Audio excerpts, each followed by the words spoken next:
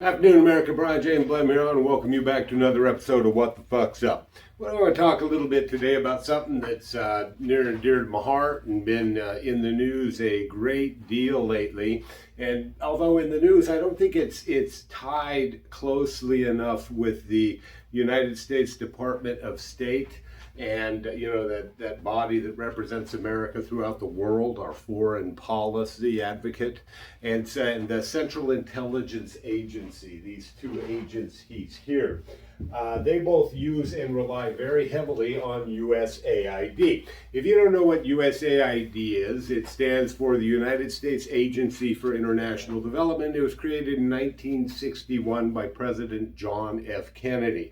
John F. Kennedy wanted to help these poor nations that were constantly undergoing military dictatorships and whatever, industrialize so that they could become sort of democracies as we envision it in the United States, where we're a republic, we elect our representatives to go govern on our behalf. And so that was his ultimate goal. That's what this tool was to be used for, to help them industrialize. President Kennedy would be rolling over in his grave if he saw what USAID had become. Now, a little bit of history lesson. Let's go back to the 1960s. Central Intelligence Agency got in a lot of trouble for work it was doing within the United States, namely Project Mockingbird, where they had people placed inside the media that would then push the media narrative in a direction the Central Intelligence Agency wanted it to go. Brainwashing, propaganda, getting the American people to believe something that was maybe true or maybe not true. And so Project Mockingbird was a huge foray by the Central Intelligence Agency into the media within the United States to control the narrative and to control the agenda, especially as relates to the Vietnam War. They also got into trouble for trying to, subvert the anti-war movement in the 60s and the 70s by getting their people and spies in place and trying to change the narrative so that the anti-war movement would become more pro-war. Because that's what the Central Intelligence Agency likes, right? They like war, they like conflict. They're this hidden band of people whom, if we were to close all of their black accounts, all of that money they strip out of all this flowing income stream from the Treasury Department and USAID, we could probably pay off our national debt, right? They use this money to run their black ops around the world and within the United States. Project Mockingbird, just take a look at it, folks. Very closely aligned with the pharmaceutical industry and the nation's national institutes of health and other, I call them the national security agencies for America's health. They're the ones who develop the biolabs, the bioweapons, for the Department of State and for this military industrial complex that has been governing America for a very long time. And so these two agencies, basically, the State Department uses USAID, and where these two begin and end, is anybody's guess. The CIA, everybody knows, uses the United States Department of State to run a lot of ops in foreign countries and whatnot. But they both use USAID as a tool to achieve their foreign objectives. And what we are saying is everything I've been talking about is 100% true. They have been using USAID as a tool to achieve their domestic agenda within the United States. And so what do they use USAID for? Well, take a look at the Ukraine. The Ukraine was overthrown by the United States government, Central Intelligence Agency, under President Barack Obama in 2014, right? And how did they do it? In large part, the United States Department of State, collectively with the CIA, used USAID. So what do? They take those funds and they create, social groups.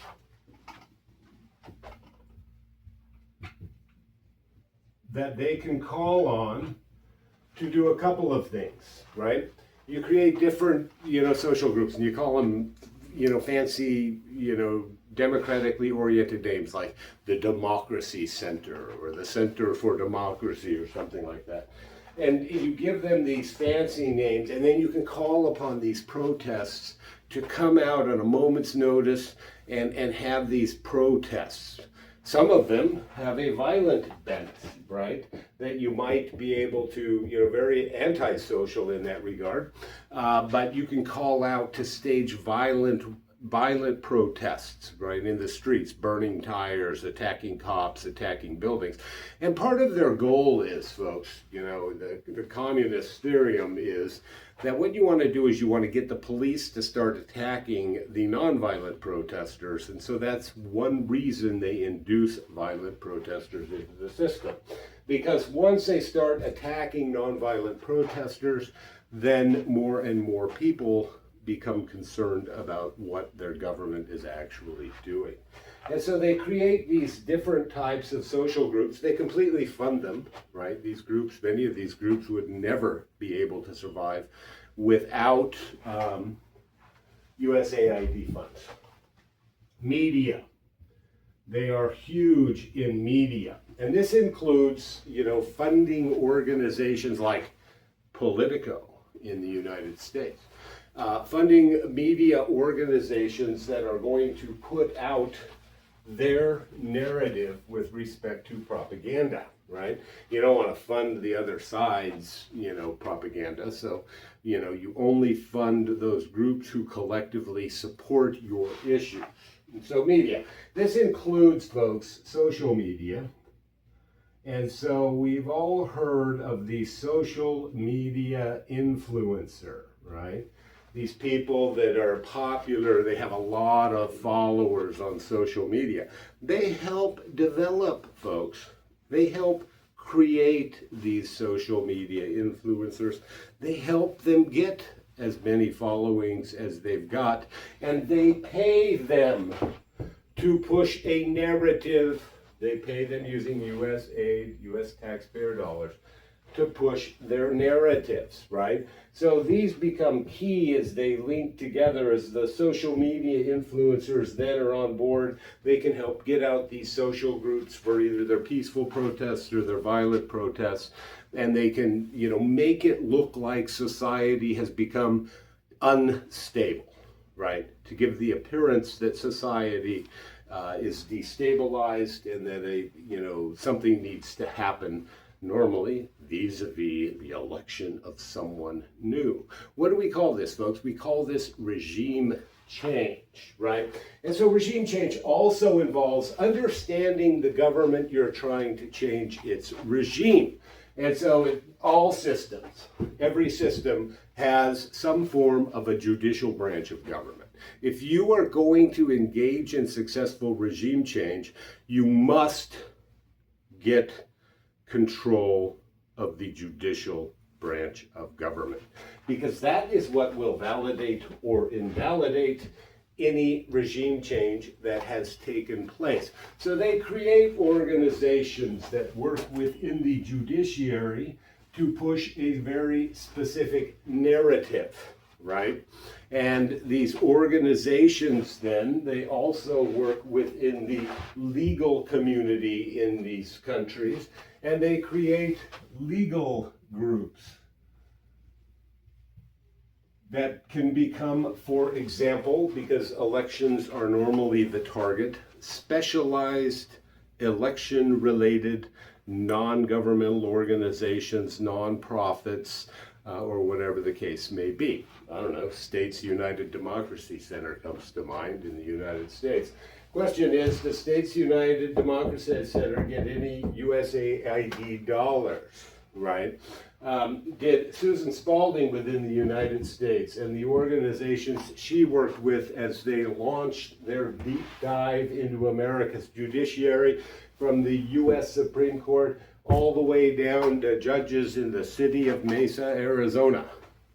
Did her organizations get any money from USAID to engage in these activities, or were they, just done through different court systems like the National Association of State Courts in the United States? Did they receive USAID funds? right? And so this attack is sort of, whenever they're engaged in regime change, you want to destabilize the system, right? Or give the appearance that the system has been destabilized. You want then to have an impact on the judiciary so that the judiciary believes it understands what's taking place, right? That it understands what the truth is, or whatever the truth of that moment happens to be, and so that it will validate any changes that then take place. Also central and key are organizations that work within the elections, right? Elections are huge. And basically, elections, how do you steal elections, right? And make them look valid? Well, this is how you do it. You bring all these social groups out to engage in all this rancorous activity, right? To make all of this noise. You make it appear the system is destabilized. You can get control of the election systems. And, the problem with elections, folks, especially in the United States, so I'm going to do a video on this to explain sort of why machines in elections are not per se a bad thing. The very bad thing about elections and what has happened to them since 2018 in the United States of America is because they have become very heavily centralized, right? Our elections have become centralized. And whenever you move people from a system, they used to be diffuse, spread out across the United States, handled at the little precinct level. Whenever you take all those people out of a system and you heavily centralize, it becomes easier then to make the changes you need to change, to bring about this regime change in response to this perceived destabilization of society. And then you have also the judicial branch of government willing and basically already set to accept the results of those elections as being legitimate because you went into the judicial system in advance and you shaped their opinions prior to the elections taking place. And during this period of time when you have all of this social destabilization take place. That's what USAID does. Okay, that's what they did in the Ukraine in 2014, how they overthrew the government of the Ukraine. That's why, folks, it's key. The date those pardons were signed going back to is January 1, 2014, and I've talked a lot on my show about the Ukraine's role in international politics, the Ukraine's role in the development of biolabs and bioweapons, because Hunter Biden, who got one of those pardons, was not just involved in the energy sector. He was actually a CIA operative, and one of the things his companies did was support the development of biolabs in the Ukraine. And so there's a lot more that's going to come out. But what USAID did with its crony friends, because the United States Department of State is basically a Hillary Clintonized institution, right? A bunch of Hillary Clinton supporters, a bunch of internationalists burrowed into that system. And so they were very anti-Donald Trump. Central Intelligence Agency, very anti-Donald Trump. And so, you have these two institutions that had a very negative reaction along with U.S. military intelligence. And this led to, of course, what do we call it? Regime change within the United States in the 2020 general election. I have been saying this for a very long time, that what happened in 2020 was pre-planned, premeditated regime change, the overthrow of the Constitution of the United States of America, and your rights as citizens in the United States. And I think, writ large, it was a good thing. Why? Because then they unleashed They're lunatic zombies on the United States.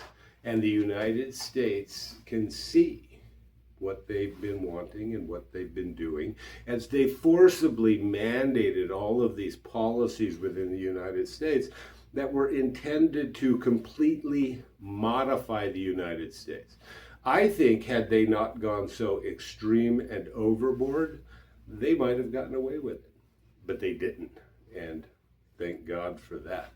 But with that, I want to say there's more to come on the role these people played in regime change within the United States. You have the political parties that also bear some responsibility because USAID is governed by half Democrats and half Republicans, all internationalists. These are the two wings of the political parties I talk about, that national security bird, one right wing and one left wing. I typically refer to one as a Hillary Clinton wing and the other as the ghost of John McCain wing. You're going to start seeing a lot of information come out about these players, right? Hillary Clinton's daughter, Chelsea, $83 million in funds received from USAID, right? They did this in the United States, folks. Go back to 2020, 2022, and 2024. They very heavily centralized our election. They relied on social groups in the run-up to the 2020 elections to achieve their goals of making America appear to be unstable, right? Antifa, BLM, burning our cities to the ground. About 2018 is when they started to pay the media, right? Organizations like Politico. They began to look at just go back to 2024 and this entirely fake campaign that was put on for Kamala Harris using social media influencers and this new technology called AI, right? This has been happening in the United States since 2018. A heavy censorship of speech, the attack on our judicial branch of government by the national security apparatus, and the attack on our elections, right? We've got to get these people back, folks. We've got to get these back. We have to decentralize this system if we are to make any forward progress after a Trump administration. And with that, I want to say peace.